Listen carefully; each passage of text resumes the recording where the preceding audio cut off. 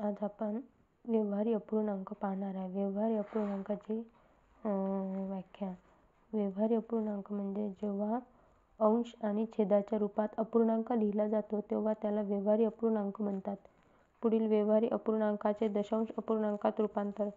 1/2 याचं रूपांतर 0.5, 1/3 याचं रूपांतर 0.3, 1/4 याचं रूपांतर 0.25, 1/5 याचं रूपांतर 0.2, 2/3 याचं रूपांतर 0.6, 3/4 याचं रूपांतर 0.75, 2/5 याचं रूपांतर 0.4,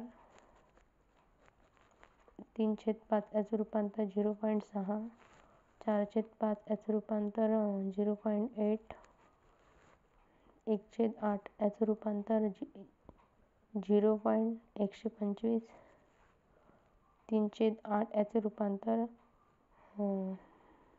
0.375, 5/8 याचं रूपांतर 0.625, 7/8 याचं रूपांतर 0.875,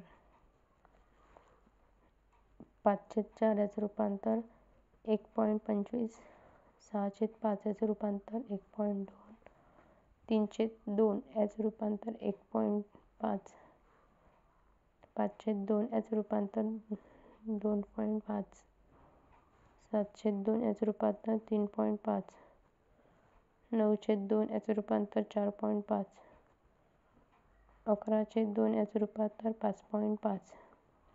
अशा प्रकारे आज आपण पुढील व्यवहारी अपूर्णांकाचे दशांश अपूर्णांकात रूपांतर पाहिलेले आहे.